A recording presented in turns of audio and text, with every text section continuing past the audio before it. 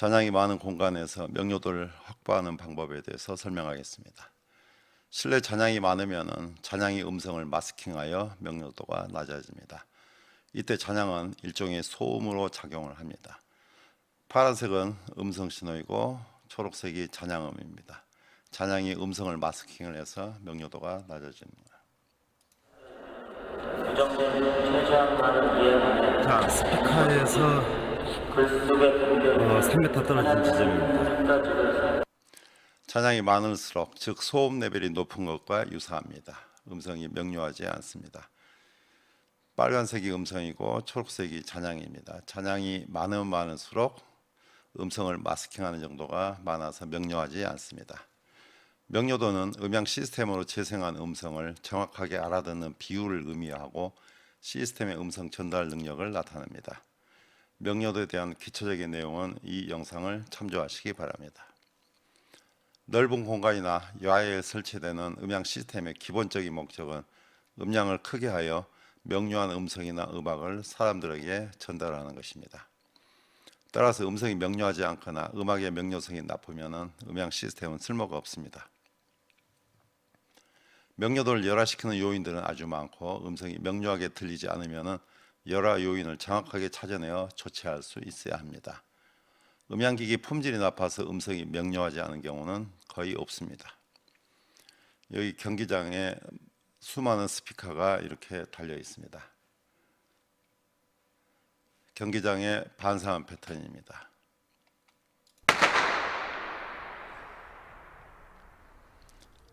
잔향이 약 5.5초로서 아주 깁니다. 이 음원을 재생을 해서 객석에서 녹음한 음입니다. 음에 대한 청각적 인상은 아주 다양하다. 음색을 주관적인 양으로 나타낼 수가 없기 때문에 수많은 음의 음색을 보통 정성적으로 표현하고 있다. 음에 대한 청각적 인상은 아주 다양하다. 음색을 주관적인 양으로 나타낼 수가 없기 때문에 수많은 음의 음색을 보통 정성적으로 표현하고 있다. 공간의 잔향 때문에 음성의 명료도가 저하됩니다. 음향 시스템의 음질과 명료성은 음향기기 가격과 비례하지 않고 음향 설계와 음향 기술력에 따라서 달라집니다. 음향 시스템의 명료성이 좋지 않은 원인은 이와 같은 원인들이 있습니다. 공간 음향 특성, 스피커 특성, 음향 시스템 특성, 기타가 있습니다. 여기서 공간 음향 특성이 명료도에 미치는 영향이 가장 큽니다. 소음 레벨, 잔향 시간, 직접음과 잔향음의 비, 정제파, 에코 등이 있습니다. 여기서는 잔향 시간에 대해서 설명을 하겠습니다. 잔향이 없으면 자음이 명료하게 들립니다. 아카라고 발음한 파형입니다. 크는 에너지가 굉장히 작습니다. 그런데 잔향이 없으면 크가 명확하게 들리지만은 잔향이 있으면은 잔향이 크를 마스킹을 해서 명료도가 낮아지게 됩니다. 1회 4kHz 대역은 명료도에 가장 많이 기여하는 대역입니다. 바로 자음 대역입니다. 이 자음을 알아들을 수가 없으면 명료도가 낮아지는 것입니다. 대형 공간의 음향 특성에 대해서 보겠습니다. 잔향 시간은 최적에 비례하고 표면적과 흡음률에 반비례합니다.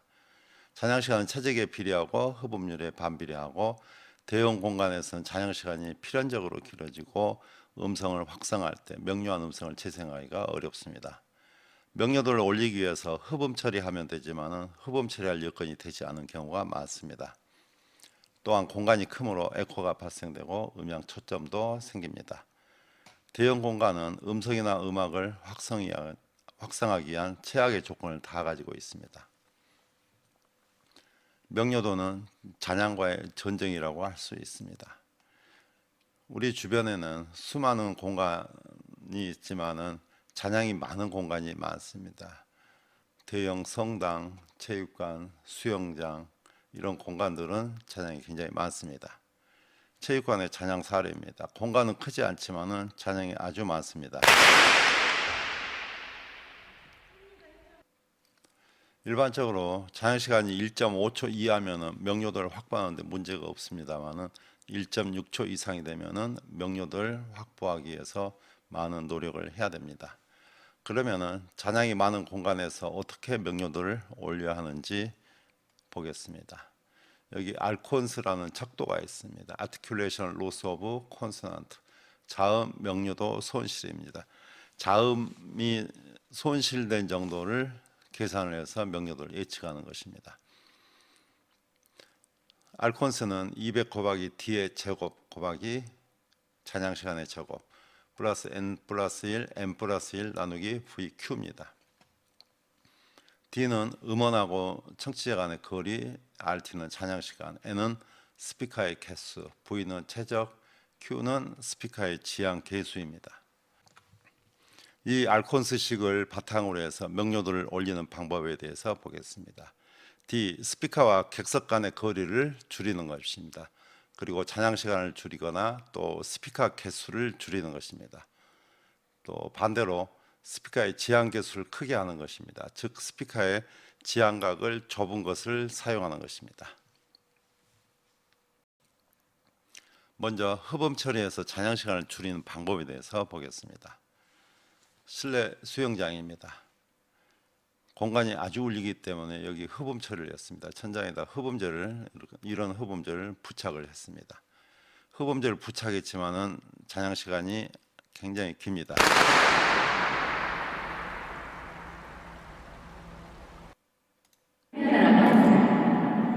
스피커 외측에 있습니다.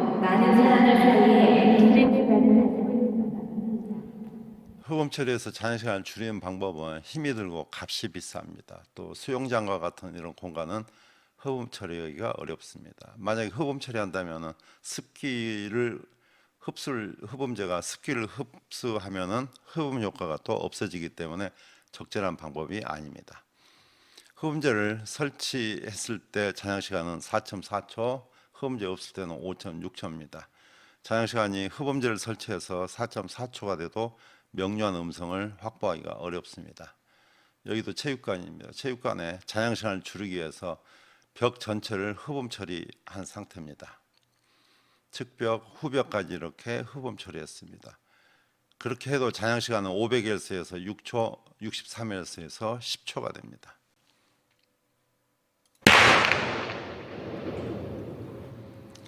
흡음 처리해도 잔향이 길고 또 형상에 의해서 음향 초점도 생기게 됩니다. 실내를 흡음 처리하여 잔향 시간을 줄이는 방법이 있지만 공사 비용이 비싸고 또 효과도 적습니다. 그리고 흡음 처리를 할 수 없는 구조의 공간도 있습니다. 대형 실내 체육관이나 수영장과 같은 곳은 흡음 처리하기가 어려운 경우가 많고 또 흡음 처리한다고 해도 공간이 크므로 반사음 경로가 길어서 잔향 시간도 짧아지지 않고 명료한 음성을 확성하기가 어렵습니다. 이와 같은 공간들은 흡음 처리할 수 없는 공간입니다. 따라서 다른 방법을 사용해서 명료도 향상시키는 방법을 보겠습니다. 두 번째로 스피커 지향각을 좁은 것을 사용해서 반사음을 최대한 억제해서 DRB를 높이는 것입니다. 잔향도 일종의 소음처럼 작용해서 음성의 명료도를 저하시킵니다. 음성 레벨이 소음 레벨보다 10dB 이상 높으면 음성을 알아들을 수 있습니다. 그러나 잔향이 많은 공간에서 음성 레벨을 높이게 되면 잔향음도 함께 증가되어서 명료도가 높아지지 않습니다. More now about the facts that it was during the 1950s that experiments were begun, especially in connection with telephones. The system has the advantage that it is hardly affected by the time fluctuations, noise, and distortion characteristics of transmission systems. 따라서 지향각이 좁은 스피커를 사용해서 직접음대 잔향음 레벨 B를 높이도록 합니다. 반사음 패턴의 사례입니다. 직접음이고 잔향음입니다. 그래서 직접음과 잔향음 레벨과의 이 차이를 DRB, 직접음 대 잔향음 레벨 B라고 합니다. 여기서 직접음은 음성이고 잔향음은 소음이라고 간주할 수 있습니다. 이것은 잔향음 레벨보다 직접음 레벨을 크게 하는 것입니다. 즉 소음 레벨보다 음성 레벨을 크게 하는 것입니다. 다시 말하면 SMB를 높여서 명료도를 올리는 것입니다. DRB가 20dB 이상 되면 명료도는 아주 높습니다. 여기에 같은 공간에 지향각이 넓은 스피커, 좁은 스피커를 사용하여 측정한 반사음 패턴입니다. 지향각이 넓으면 벽이나 천장에서 반사되는 음이 많아서 반사음 레벨이 이렇게 높습니다. 그러나 지향각이 좁은 스피커를 사용하면은 반사음 레벨이 낮기 때문에 직접음보다 레벨이 낮기 때문에 명료한 음으로 들립니다. 야외 스포츠 시설의 음향 시스템 설계에서는 실내와 달리 자유공간이므로 정기적인 고려 외에도 자연 환경에 의한 음의 영향을 충분히 고려해야 한다. 야외 스포츠 시설의 음향 시스템 설계에서는 실내와 달리 자유공간이므로 정기적인 고려 외에도 자연 환경에 의한 음의 영향을 충분히 고려해야 한다. 두 경우에 잔향 시간은 똑같이 2.9초이지만은 명료도는 전혀 다른 것을 알 수 있습니다. 또 공간이 큰 대형 경기장, 실내 경기장의 음향 시스템입니다. 500Hz에서 잔향 시간이 5초 정도 됩니다. 이런 경우에도 라인어레이 스피커를 사용해서 음이 천장으로 방사되지 않도록 하고 객석으로만 집중되도록 하면은 명료도를 올릴 수 있습니다. 이 경우도 스피커가 많아서 반사음이 많은 사례입니다.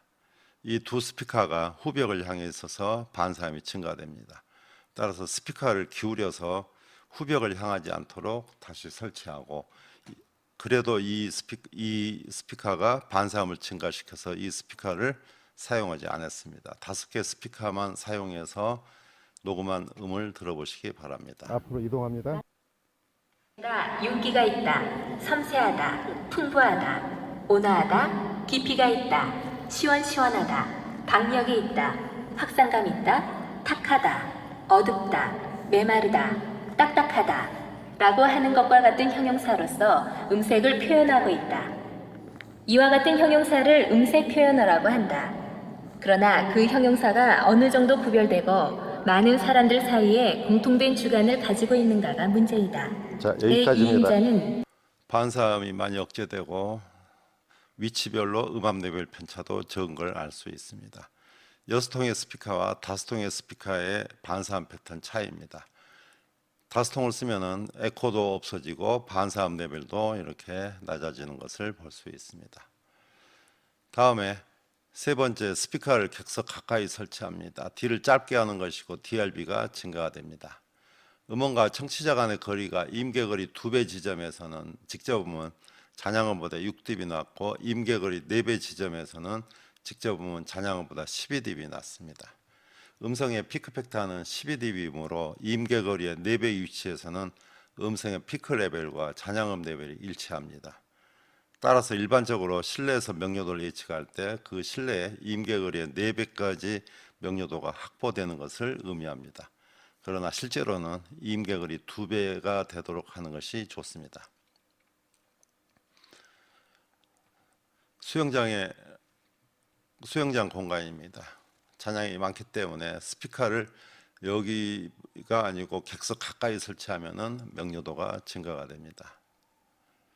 네 번째, 스피커의 개수를 최소화합니다. 체육관입니다.